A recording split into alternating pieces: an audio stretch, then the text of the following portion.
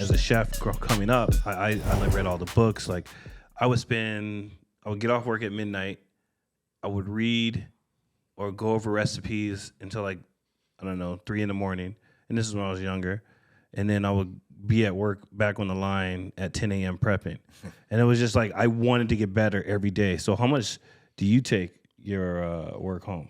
Yeah, I live it and breathe it. And there's no pretension to that. I literally live it and breathe it, whether I'm doing the work, whether I'm studying it. Even on my days off, or when I'm on my days off, quote unquote, when I'm relaxing, or I'm always digesting media. You know what I mean? I'm always learning. After I met you, Dwight, I studied your channel, how you became a success. So I'm always kind of learning, whether it's perceived as downtime or whether it's perceived as actual work.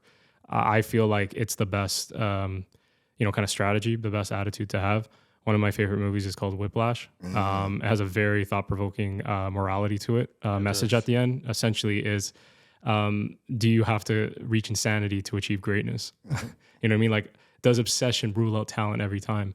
And it's a fine line, because I know a lot of people, that movie, if you really want to know where people stand, in terms of work ethic, show them that movie and ask for their opinion after. Yeah. And you're right. I think watching that movie, Whiplash, shout out to director Damien Chazelle. I always like to shout out the director. You realize what kind of character you are, how you respond to it. Right. So, for example, I took it as like, I'm with this guy, the ball, J.K. Simmons. I think that's the actor. Fantastic performance. The director? The actor. He was Not My Temple, the guy that told. Yes. Yeah, yes. The director's Damien Chazelle. Yeah, but anyway, he made that whole speech to Miles Teller, his character, and he was mentioning like all these jazz legends, and he basically told them, he's like, do you think these guys were just told good job? In other words, good job is like the worst thing you can hear. Mm-hmm. It's like, you want to be a masterpiece. You want to be great. You want to be great or excellent. You got to go the stride. And he broke up with his girlfriend. He committed to his craft. He was sweating it out. But at what cost? And that's what it ends with the movie on. And like I said, I watched it with some friends, and their response was like, yeah, they took it too far. Or he took it too far. And me, I was like, you have to check yourself. Like, maybe I'm a psycho or something. But I took it as like, I think that's what it means by putting in all the work to get to that far. Like, I was gonna say something about people that. don't understand that. Like, I don't want to come across like I'm lecturing, but it's like, working on these different ventures, including this podcast, the amount of time, the amount of effort on days when I just want to, like the videos I showed yesterday, I spent my whole Saturday doing that. You know what I mean? Some people, I see how much pride you take in. Thank you.